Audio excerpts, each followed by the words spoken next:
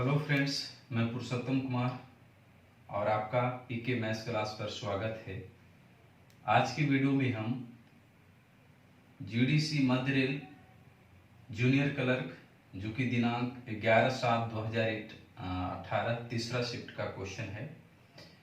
शुरू करने से पहले अगर आप इस चैनल पर नए हैं तो चैनल को सब्सक्राइब करें और वीडियो कैसा लगता है आप कमेंट करके जरूर बताएं। वीडियो को लाइक करें और दोस्तों के साथ शेयर जरूर करें। तो आइए हम शुरू करते हैं क्वेश्चन नंबर 1 से। क्वेश्चन में है 3 धनात्मक पूर्णांक a b c ऐसे हैं जिनका औसत 25 है और a greater than equal to b greater than equal to c है। यदि माध्यिका a प्लस 13 है तो c का न्यूनतम मान समूह क्या है। देखिए, पहले तो ये कन्फर्म है कि a b c जो है एक धनात्मक पूर्णांक है, मतलब पॉजिटिव इंटीजर है, मतलब इसका वैल्यू नेगेटिव में हो नहीं सकता। और एक कंडीशन दिया है a greater than equal to b greater than equal to c, मतलब a से बड़ा और बराबर b होगा और b से बराबर और बड़ा c होगा। मतलब हर हाल में a सबसे छोटा होगा और इससे बड़ा b होगा और सबसे बड़ा c होगा। उसके बाद कह रहा है कि औसत दिया हुआ है 25। औसत 25 का मतलब अगर हम योग निकाल लें a प्लस बी प्लस सी बराबर कितना हो जाएगा, तो 75 हो जाएगा। ठीक है। अब इसमें आगे कह रहा है कि माध्यिका a प्लस 13 है। तो देखिए, माध्यिका निकालने का तरीका था कि अगर 3 है तो इसमें से एक हटा देंगे तो हमारा बीच वाला क्या हो जाएगा, माध्यिका हो जाएगा। मतलब b बराबर a प्लस 13 तो b माइनस ए बराबर क्या लिखेंगे, 13 लिखेंगे। b माइनस ए बराबर 13। तो पूछ रहा है c का वैल्यू क्या होगा। तो यहां से देखेंगे b माइनस ए बराबर 13 है और यहां से अगर हम पुट कर दें या लिखेंगे b बराबर a प्लस 13 ही रहने दीजिए, जो ये चीजें हैं इसी को यहाँ पर पुट कर दें तो हमारा हो जाएगा a प्लस 13 और प्लस c बराबर 75। मतलब कि 2a प्लस c बराबर 5 में से 3 जाएगा 2 और 7 में से 1 गया 6, 62 है ना, 62 हो जाएगा। 2a प्लस c बराबर 62। अब इस क्वेश्चन में जो है अब आपको ऑप्शन से हेल्प लेना पड़ेगा। तो a बराबर है 29 और b में ऑप्शन है 31 और c में है 32 और d में है 30। तो देखिए, हम यहाँ पर 29 नहीं रख सकते हैं। क्यों? क्योंकि अगर हम घटाएंगे 62 में, क्योंकि इधर c का वैल्यू 29 रखेंगे और इधर आएगा तो माइनस होगा, तो 12 में से 9 जाएगा 3 और यहाँ पर 2 लगा हुआ, मतलब उसका फिर आधा पॉइंट में आएगा, तो हमारा ये नहीं हो सकता है। बी ऑप्शन का देखेंगे, यहाँ पर अगर 31 रखते हैं तो इधर फिर घट गया, तो 62 का आधा 31 ही होता है, फिर 2 से भाग लगाएंगे तो हमारा पॉइंट में आएगा, मतलब ये भी हम नहीं रख सकते हैं। अब अटक गई 2 ऑप्शन पर सी और डी। अगर हम सी का रखते हैं 32 तो 32 इधर जाकर के आएगा तो हमारा क्या बन जाएगा, 32 में माइनस करेंगे तो हमारा 30 बन जाएगा, है ना। और a का वैल्यू कितना हो जाएगा, 15। तो a का वैल्यू 15। लेकिन यहाँ क्वेश्चन में कह रहे हैं न्यूनतम संभव मान, मतलब 32 से छोटा 30 है तो 30 को पहले हम देखेंगे, है ना। 32 से छोटा 30 है तो 30 का पहले देखेंगे।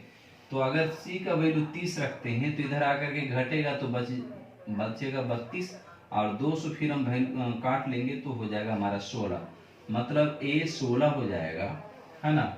और b बराबर a प्लस 13, तो 16 प्लस 13 कितना हो जाएगा, 29। और c की वैल्यू कितना हम रख रहे हैं, तो 30 रखे थे और यहाँ 30। अब सबको जोड़ करके हमें 75 आनी चाहिए। तो 9 और 6 15, 3 और 2 5 और 1 6 और 1 बाकी 7, 75। मतलब तो हमारा c का वैल्यू क्या है, 30 है ना। 32 भी हो सकता है अगर चीजें नहीं लगाता, है ना, कि न्यूनतम संभव मान, न्यूनतम की बात नहीं लगाता तब। लेकिन न्यूनतम कह रहा है तो 32 से छोटा 30 है, तो हमारा आंसर 30 ही सही होगा। Next question 2 number. किसी मूलधन को 9% साधारण ब्याज दर पर 8 वर्ष के लिए निवेश करने पर उस मूलधन से $400 अधिक धनराशि को 6% वार्षिक धनराशि ब्याज दर पर 11 वर्ष के लिए निवेश करने पर प्राप्त होने वाले बने मिश्रधन की तुलना में 42 रुपया अधिक उपार्जित होते हैं। देखिए 100 क्वेश्चन में है कि 9% वार्षिक साधारण ब्याज पर 8 वर्ष के लिए।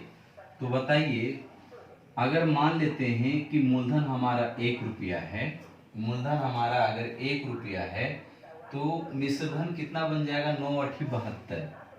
मतलब हम यहाँ पर ब्याज कर रहे हैं बात, तो 72% या हम लिखेंगे 72/100। बात तो बराबर है, ठीक है। फिर आगे कह रहा है कि उस मूलधन से 100 रुपया अधिक धनराशि को, 100 रुपये अधिक धनराशि का मतलब हो गया कि 1 + 100, 1 + 100 इसके लिए मूलधन होगा। अब ब्याज इसका निकालेंगे तो 6% और 11 वर्ष की कहानी है तो 11 × 66 करेंगे, है ना। और परसेंटेज तो बटे में 100। तब कह रहा है कि इसका जो ब्याज है 42 वर्ष अधिक है, 42 रुपया अधिक। डॉलर है तो डॉलर की बात करेंगे। देखिए इस क्वेश्चन जो है ना, क्वेश्चन में थोड़ा त्रुटि है, क्योंकि जो क्वेश्चन में कहा है मिश्रधन पर है, और मिश्रधन पर जब आप बनाएंगे, है ना, तब आपको जो आएगा ही नहीं आंसर, क्योंकि आप ऑप्शन भी अगर पुट करेंगे तो जो क्वेश्चन का डिमांड है 42 अधिक वाला बात, वो नहीं आता है। मतलब क्वेश्चन में इसका अगर इंग्लिश वर्जन होगा तो उसमें बिल्कुल करेक्ट होगा, क्योंकि इसमें जो है ब्याज पर ही क्वेश्चन है। मिश्रधन जो उसमें है क्वेश्चन में, ओरिजिनल क्वेश्चन जो है उसमें टाइपिंग में मतलब गलत है। देखिए तब यहाँ पर क्या होगा, 72 और बटे में 100 मान लेते हैं कि उधर लेके चला गया मैंने, और अधिक बात कर रहा है तो हम माइनस लगाएंगे, तो -66 और प्लस 6600 बराबर 4200। अब चूंकि यहाँ पर आगे माइनस है तो ये वाला भी हमारा क्या हो जाएगा? माइनस हो जाएगा। 72 में 66 जाएगा तो 6, और 6 की वैल्यू कितनी हो जाएगी यहाँ पे, उधर जाकर के जुट जाएगा, तो 6 2 8 और 6 4 10 और 00, मतलब 6 से काटेंगे तो 6 कम 6, 6 2 8 6 4 10, तो 6 एकम 6 बच गया, 4 6 8 48, मतलब 1 की वैल्यू कितनी आ गई? 1800। और 1 हमने क्या माना था? मूलधन माना था, तो हमारा मूलधन कितना आ गया? 1800 रुपया। नेक्स्ट क्वेश्चन देखेंगे। 3 नंबर में है, निम्नलिखित में कौन सा आवर्ती दशमलव नहीं होगा? आवर्ती दशमलव नहीं होगा मतलब वो रेकरिंग में नहीं आएगा, है ना, मतलब वो उसको बोले टर्मिनेट हो जाएगा, खत्म हो जाएगा। तो आपको ऑप्शन से हेल्प लेना पड़ेगा। 35, बी में ऑप्शन में है -4/3, और सी में है 36/51, और डी में आपको है 7/7। तो ये तो हमारा डायरेक्ट आंसर ही 1 आ रहा है। इसको काटेंगे 77 51, और 3 से काटेंगे 12 36, इसको भाग लगाएंगे तो -1, और ये 1.3333 जाते रहेगा। इसको भी आप भागा लगा करके देख लेंगे, ठीक है। तो हमारा कौन सा नहीं आएगा? आवर्ती दशमलव, मतलब वो आगे चलते जाना चाहिए, ठीक है। तो हमारा एक यहीं पर खत्म हो गया, इसको हम बोलेंगे आवर्ती दशमलव नहीं है। एक संख्या को 2:1 के अनुपात में विभाजित किया जाता है, और कह रहा है कि दोनों भागों में से बड़ा भाग 8 है, 48 है, बड़ा भाग 48 है, तो इसका भाग 48 है, तो कितना से गुणा? 24 से गुणा। तो इधर भी हम 24 से गुणा कर लेंगे तो 24 हो जाएगा। तो इसमें कह रहा है कि संख्या क्या है, तो संख्या के ये 2 और 1 3, तो 3 से गुणा कर लेंगे तो क्या होगा? 24 दिया 72, मतलब वो क्या है? 72 है। 5वां नंबर क्वेश्चन जो है बहुत आसान सा क्वेश्चन है। x बराबर -1, तब आपको फाइंड आउट करना है x power 3 plus 3x square plus 3x plus 1। x का वैल्यू -1, और माइनस पर पावर अगर सम संख्या होता है तो प्लस हो जाता है, और माइनस पर पावर अगर विषम संख्या होता है तो वो माइनस में ही रह जाता है। तो यहाँ 3 पावर है, यहाँ 2 पावर है, यहाँ कुछ नहीं तो 1 पावर है जो कि विषम है, तो 3 पावर 1 ही रह जाएगा +3, और यहाँ माइनस पर पावर क्या हो जाएगा? तो माइनस पर पावर सम संख्या तो प्लस में हो जाएगा, तो 3 × 1 करेंगे तो 3 हो जाएगा, प्लस यहाँ पावर हो जाएगा माइनस में, तो और +1, तो -3 + 3 -1 + 1, तो हमारा आंसर क्या हो जाएगा 0। Next question 6 number. 6 में है जर्मन सिल्वर मिश्र धातु में तांबे और जस्ते का अनुपात 22:9 है। तांबा और जस्ता का अनुपात 22:9 है। और फिर कहता है कि मिश्र धातु में जबकि निकल और जिंक से अनुपात 11:6 है। निकल और जिंक, एक है निकेल, इसमें कह रहा है निकेल और जिंक से, तो निकेल कहता है 11 है और जिंक है 6। ठीक है, इसके आगे खाली बॉक्स है, इसके आगे खाली बॉक्स है, तो इधर 9 भर दीजिए और इधर 6 भर दीजिए और रेशियो निकाल दीजिए। तो 22 × 6 रेशियो 9 × 6 रेशियो 9 × 11, 3 से कट जाएगा, 3 दूना 6, 3 तिया 9 और ये 3 तिया 9, तो 22 दूनी 44, 6 तिया 18 और 11 तिया 33। यही हमारा क्या हुआ, रेशियो हो गया है। नेक्स्ट क्वेश्चन देखेंगे हम 7 नंबर। 7 में है ए बी सी बिंदु ऐसे वृत्त की परिधि पर स्थित है जिसका केंद्र O है। एक वृत्त है और वृत्त पर जो है 3 बिंदु, मान लीजिए कि यहाँ पर A है, यहाँ B है और इधर C है। तब कह रहा है क्वेश्चन में कि ACB angle ACB 62 degree, ACB मान लीजिए यहाँ पर केंद्र है। ठीक है, थोड़ा और नीचे ले लेते हैं, यहाँ पर B है और इधर C है, तो ACB ऐसा बनेगा, इसको मिलाएंगे तभी बनेगा ना कोण, ऐसा ACB तो बीच वाला एंगल हो जाएगा, कितना हो जाएगा 62 डिग्री। तो क्वेश्चन में कह रहा है कि लघु चाप AB पर कह रहा है कि लघु चाप AB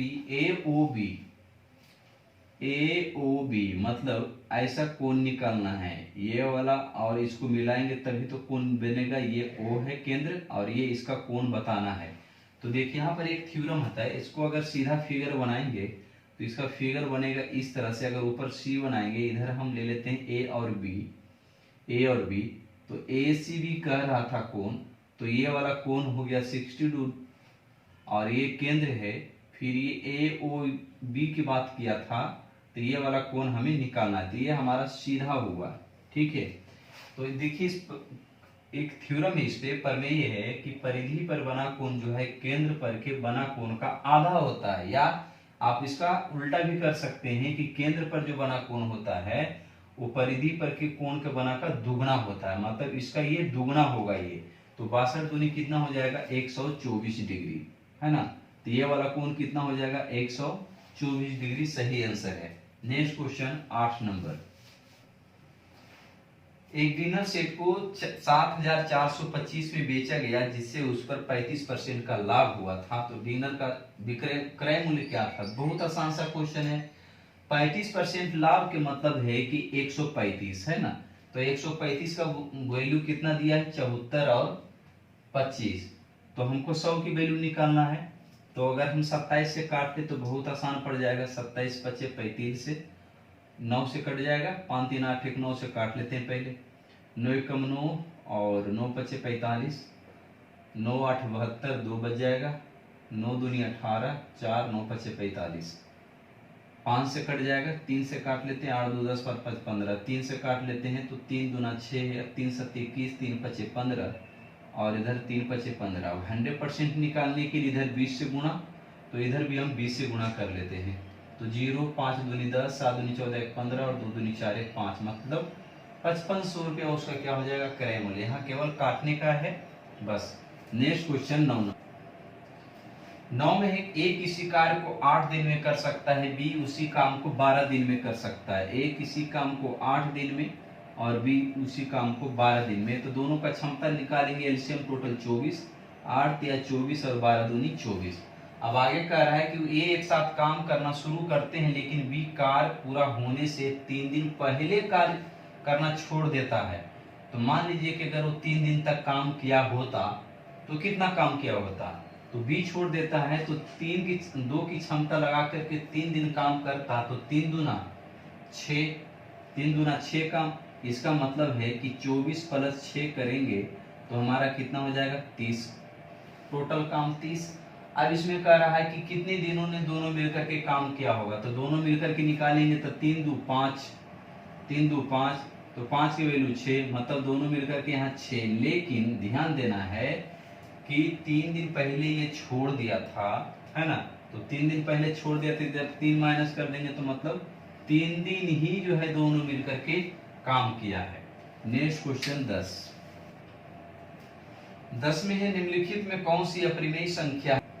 ये 5 पावर 40 96 में है, 6 करनी में 40 96, 3 करनी में 3 40 96 और डी में दिया है 4 करनी में 40 96।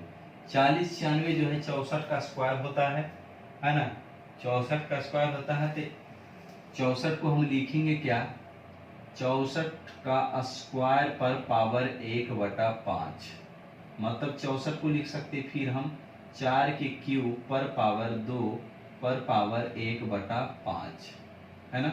फिर आगे लिख सकते हैं 2 पर पावर 2 पर होल पावर 3 पर होल पावर 2 पर पावर 1/5। अब ये तो 5 से कटने वाला है ही नहीं, 3 दूना 6 दूना 12, 5 से कटेगा नहीं, मतलब नहीं कटेगा, तो यही क्या हमारा हो गया अप्रिमेय संख्या, क्योंकि ये कटा ही नहीं, पहले ही ऑप्शन में हमारा सही हो गया। दूसरा अगर क्वेश्चन देखेंगे यहाँ पर 1/6 आता, तो यहाँ 3 दूनी 6 और 6 से कट जाता, 3 है तो 3 भी कट जाता, यहाँ 4 है तो 2 दूनी 4 से भी हमारा कट जाता, मतलब यहाँ 5 से कटने वाला कुछ नहीं है, तो रह जाएगा, वो पूरा पूरा बाहर नहीं निकलेगा वर्गमूल से।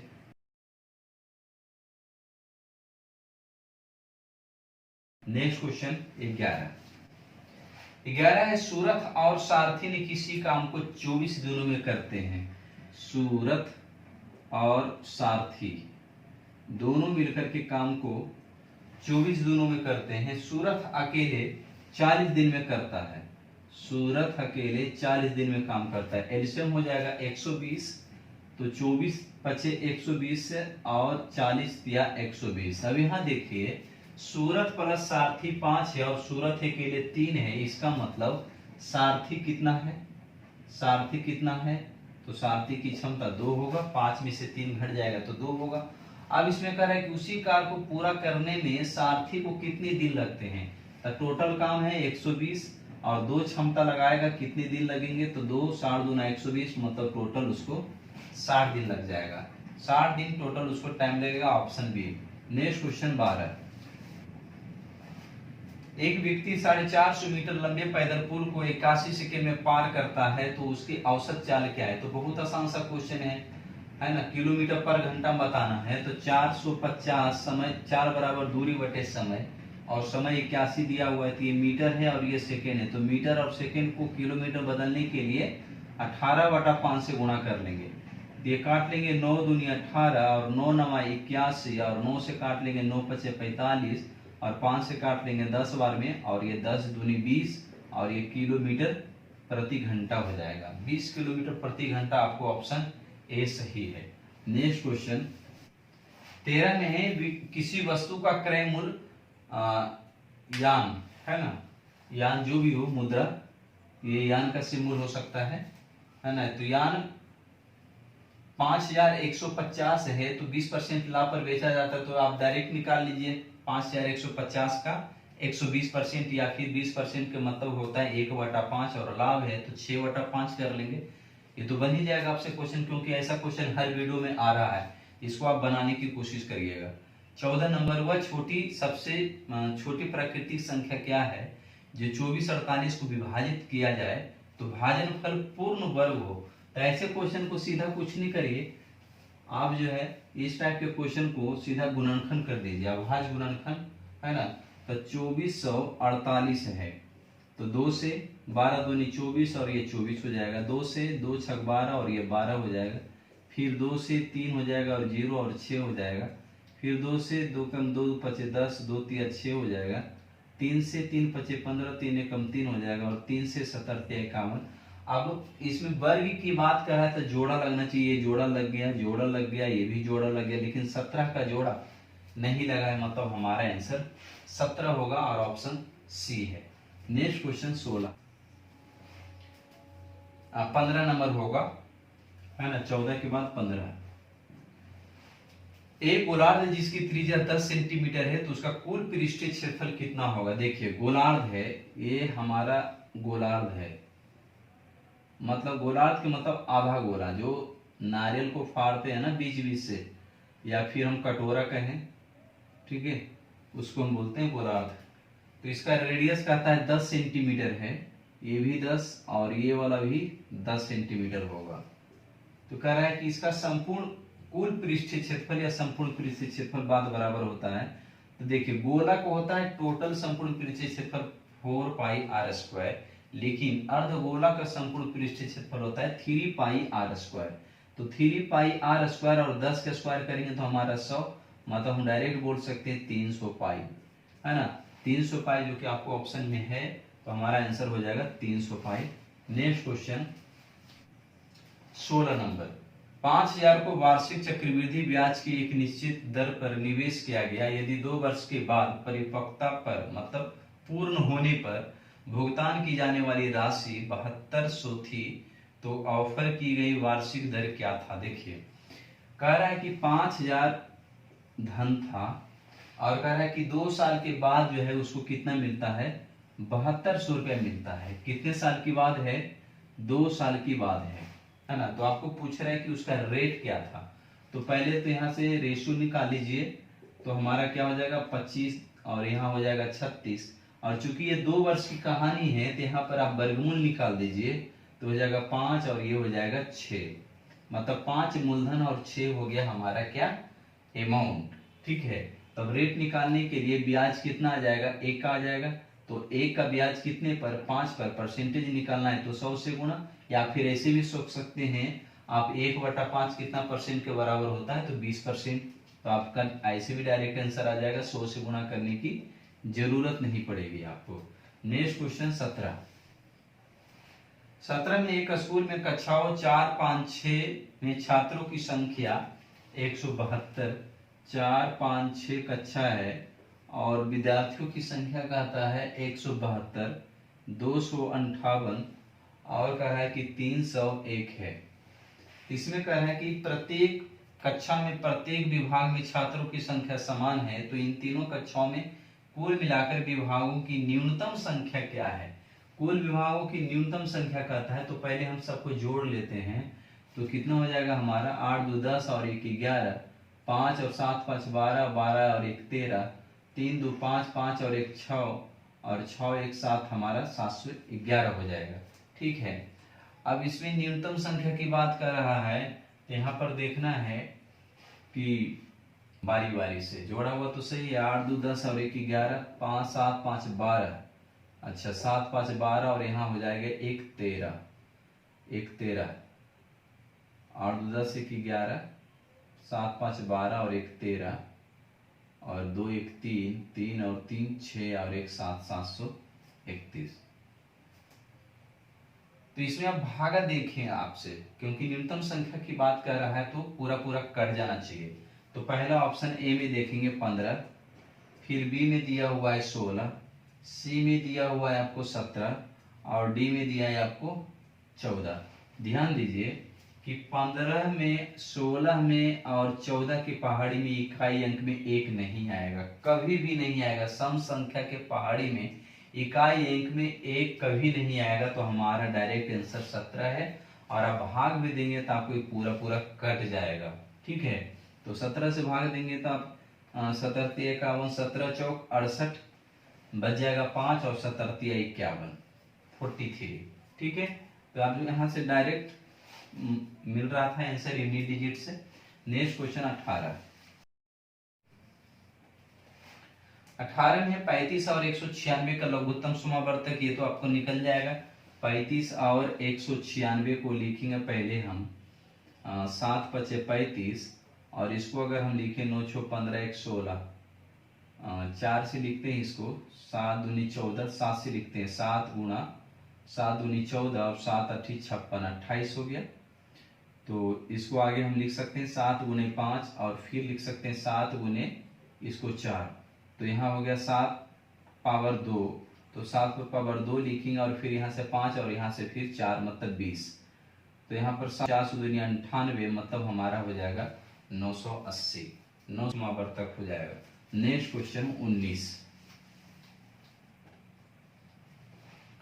19 में है 15/4 और 35/6 का लवावर्तिक क्या है। 15/4 और 35/6।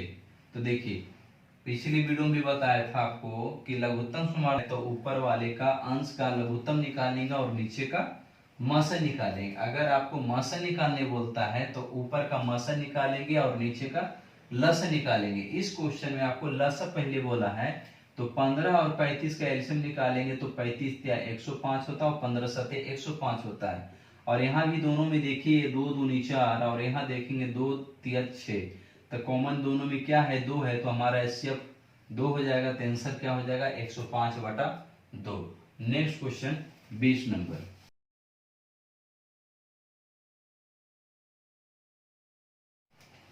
20 में है लंबवृत्तीय शंकु के आधार की त्रिज्या इसकी ऊंचाई के साथ 2:1 का अनुपात है। एक अन्य लंबवृत्तीय शंकु के आधार की त्रिज्या पहले शंकु की ऊंचाई के बराबर यदि दूसरे शंकु, दो शंकु की बात है, मान लीजिए पहला शंकु है और ये दूसरा शंकु है।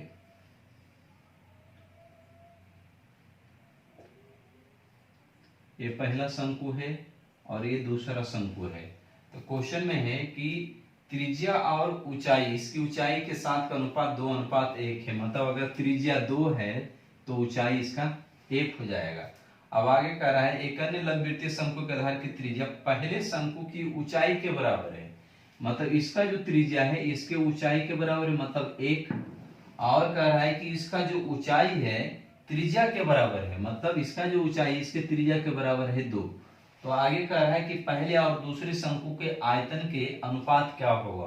तो देखिए पहले तो ये जान लीजिए कि आयतन जो होता है 1/3 पाई, इसको हम 1 से सिंबल कर लेते हैं R1 H1 और इसको कर लेते हैं R2 और H2। तो 1/3 पाई R² H जो है इसका आयतन होता है पाई R² H। 1 है तो 1 लिखते हैं, इधर लिखेंगे 1/3 पाई R²। 2 है तो हम 2 लिखते हैं। रेशियो निकालेंगे तो हमारा कट जाएगा कांस्टेंट चीज, तो R1 का स्क्वायर, तो R1 कितना हो जाएगा 2 का स्क्वायर 4 और H1 हो जाएगा 1।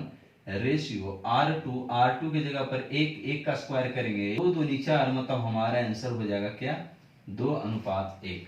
2:1 सही आंसर है, ऑप्शन डी। नेक्स्ट क्वेश्चन 21 में एक वस्तु का क्रय मूल्य है ना, एक वस्तु का क्रय मूल्य 1335 है। यदि 20% हानि पर बेचा जाता है तो इसका विक्रय मूल्य क्या है। तो आप डायरेक्ट निकाल सकते हैं, क्रय मूल्य है तो डायरेक्ट 80% आप निकाल सकते हैं। और 80% का मतलब होता है 4/5 है ना, 4/5 आप डायरेक्ट बना सकते हैं। नेक्स्ट क्वेश्चन देखेंगे हम 22 नंबर। 2200 रुपया को 8.5% साधारण ब्याज पर 5 वर्ष के लिए निवेश किया गया, तो इस अवधि के दौरान उपार्जित ब्याज क्या होगा। तो आपको डायरेक्ट ब्याज निकालिए है ना, पापा ने रेड मार दिया, सीधा निकालिए 2200 का क्या 2200 का 8.5% कितने साल के लिए कहानी है, तो 5 वर्ष की कहानी। तो परसेंट के लिए 2 जीरो चाहिए, खत्म हो गया। और 22 बचे हो जाता है 110 और इंटू 8.5, तो पॉइंट से 1 जीरो खत्म हो जाएगा। 11 पचे 55, 11 8 88, 88 और 5 हो जाएगा हमारा 93, मतलब 935 रुपया हमारा क्या हो जाएगा ब्याज हो जाएगा। नेक्स्ट क्वेश्चन देखेंगे 23 नंबर।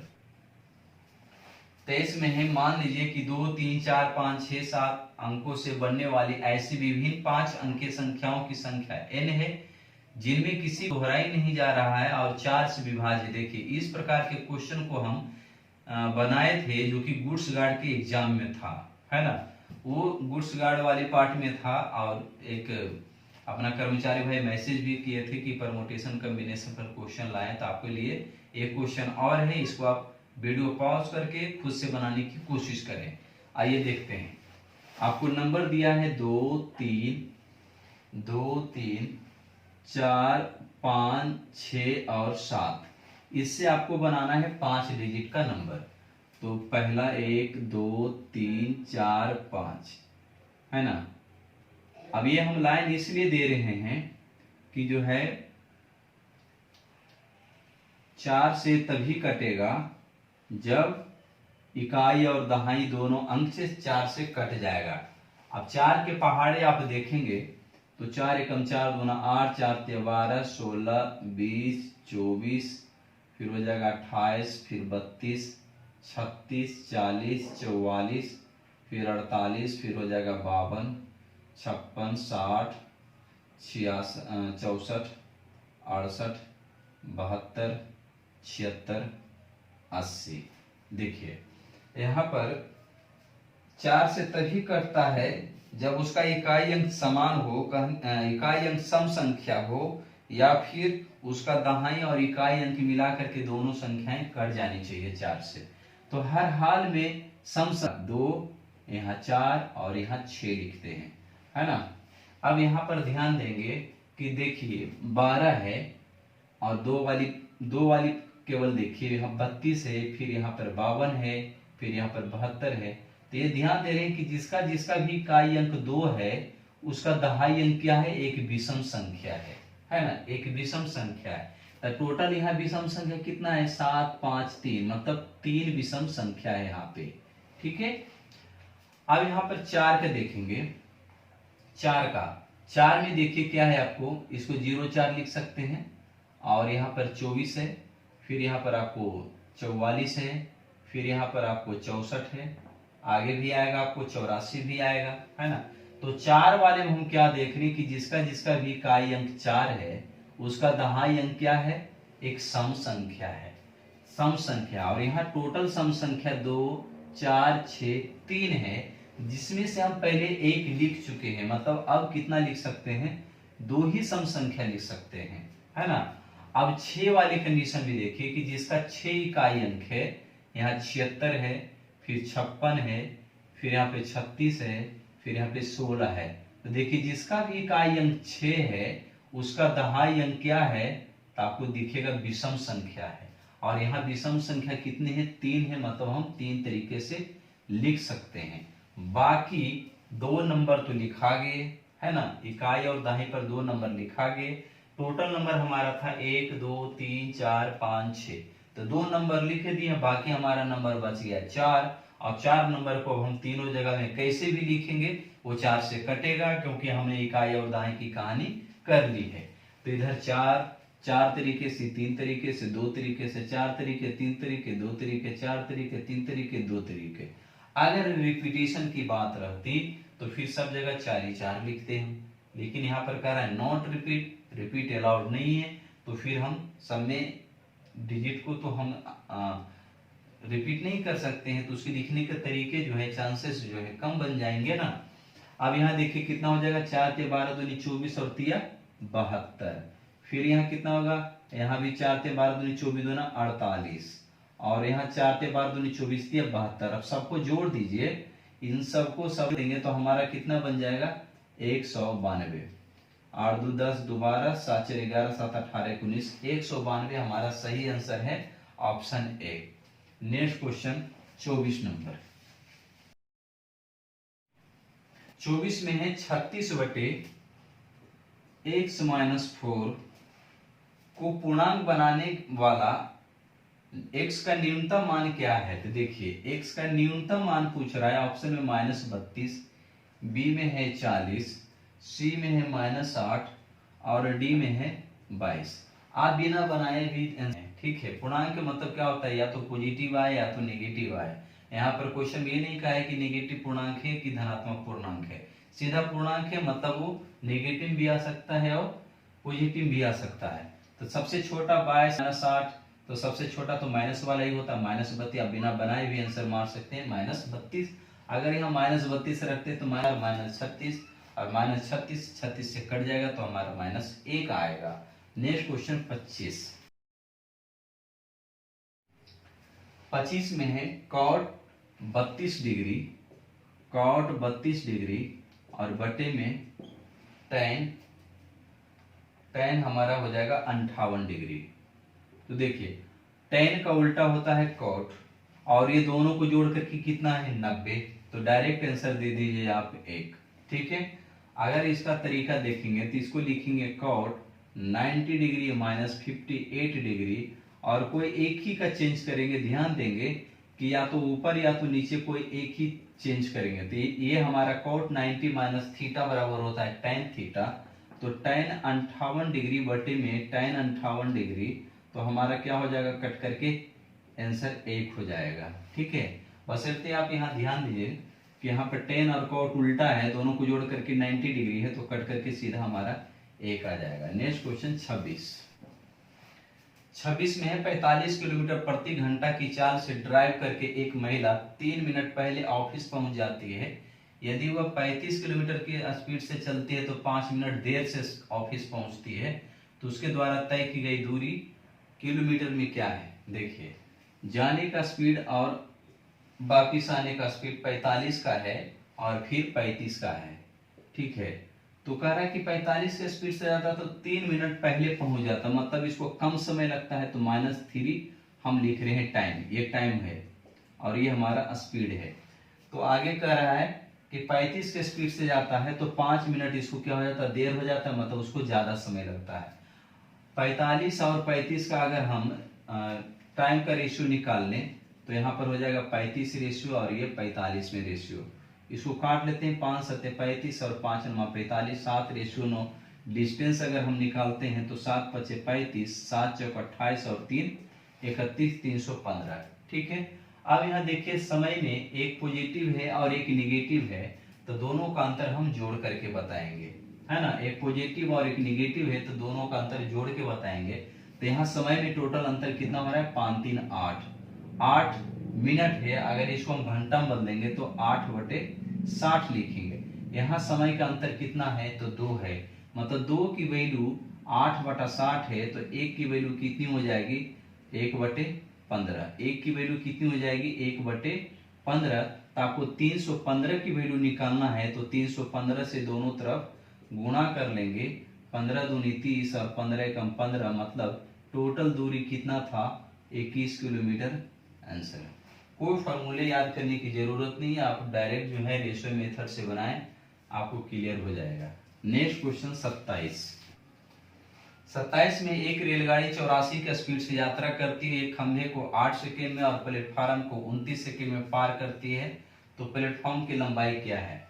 ट्रेन की स्पीड दिया हुआ है आपको 84 किलोमीटर पर आवर, तो पहले इसको जो है आप मीटर पर सेकेंड में बदल लें। 84 को 5/18 से 84 को काट लेंगे तो कितने से कट जाएगा, 6 से छोटी 18 और 6 कम 6 और 6 चौक 24, 14 5 70/3।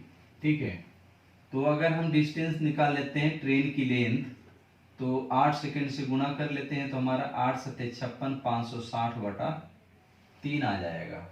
हाँ, उसके बाद कह रहा है कि 29 सेकेंड में पार कर जाती है, तो 29 सेकेंड का अगर हम निकाल लेते हैं तो क्या हो जाएगा, कितना आया था, 70/3 का 29 सेकेंड से, तो 0 9 7 63 और 7 दूनी 14 6 30 बटे में 3, 9 7 63, 7 दूनी 14, 14 और 6 हो जाएगा यहाँ पे 20।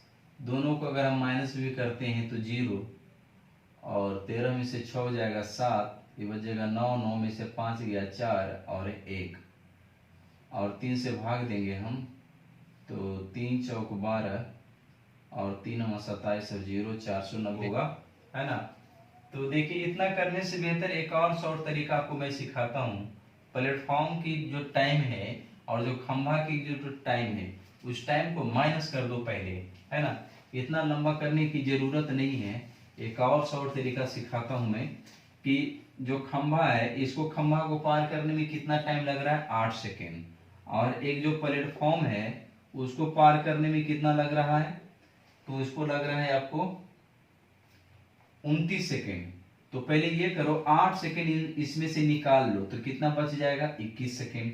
तो क्यों नहीं डायरेक्ट 21 सेकेंड पर ही निकालो, डिस्टेंस जो होगा वही हमारा प्लेटफॉर्म की हो जाएगा। एक बार और ध्यान से, खंभा है, खंभा से 8 सेकेंड पार कर रहा है खंभा को, तो तो इसमें 29 सेकेंड प्लेटफॉर्म है, तो इसमें इसको माइनस कर लो पहले, 8 इससे निकाल लो तो बचेगा कितना 21, और डायरेक्ट कितना आया था आपको 14×5 70/3 और इसको 21 से कर लेंगे तो कितना हो जाएगा हमारा 70/3 और 6×18 है ना 70/3। तो यहाँ 3 सत्ते 21 और 7 सत्ते 49, 7 सत्ते 49 490 मीटर। ठीक है, तो ये ऐसे बनाने का तरीका करें तो आपको टाइम बहुत बचत हो जाएगा। नेक्स्ट क्वेश्चन 28 में एक समषटभुज का परिमाप 72 है तो इसकी विपरीत भुजाओं के युग्मों के बीच की दूरी क्या है। बहुत बढ़िया क्वेश्चन है। एक समषटभुज है, 6 भुजा है, परिमाप 72 है, तो ये बताइए कि पूरा भुजा मिलाकर के 72 है तो प्रत्येक भुजा बराबर होता है, इसका मतलब 12-12 सेंटीमीटर सब होगा, है ना, 12-12 सेंटीमीटर सभी होगा। तो इसमें कहा है कि विपरीत भुजाओं के बीच की दूरी क्या होगा, मतलब इसके विपरीत ये होगा, तो ये इसकी दूरी के मतलब ये हाइट पूछ रहा है ना, ये साइड से ये साइड के बीच में क्या डिस्टेंस है, मतलब हाइट पूछ रहा है। तो देखिए बहुत आसान तरीके, इसको यहां से मिलाइए और इसको यहां से मिलाइए। ठीक है, तो अगर हम ये वाला हाइट निकाल लेते हैं और ये हम जानते हैं कि जब ये हेक्सागोन है, समषटभुज है, तो इसके अंदर हमारा क्या बनता है, समबाहु त्रिभुज बनता है। तो ये भी 12 था और हमारा ये भी 12 है, तो ये भी 12 है, और यहाँ भी हम हाइट वही आएगा जो यहाँ पर हाइट आएगा, है ना, जो यहाँ पर हाइट आएगा वहीं पर यहाँ भी हाइट आएगा। तो आपको एक चीज बताया था कि 4a/√3 बराबर 4h² बराबर p² बराबर a², है ना, इतना आपको बताया था मैं। ठीक है, तो यहाँ पर आपको साइड दिया हुआ और आपको हाइट निकालना है, ये वाला चीज है, तो इससे हमको मतलब और इससे मतलब नहीं है। तो 4h² बराबर 12 करेंगे तो 4×3 = 12 हो जाएगा, और h² बराबर हमारा कितना हो जाएगा 12×3 = 36, कितना हो जाएगा हमारा 12×3 = 36, और यहाँ ×3 तो 36, h बराबर हमारा क्या हो जाएगा, h बराबर 6√3, तो ये भी 6√3 होगा और ये भी 6√3 आएगा।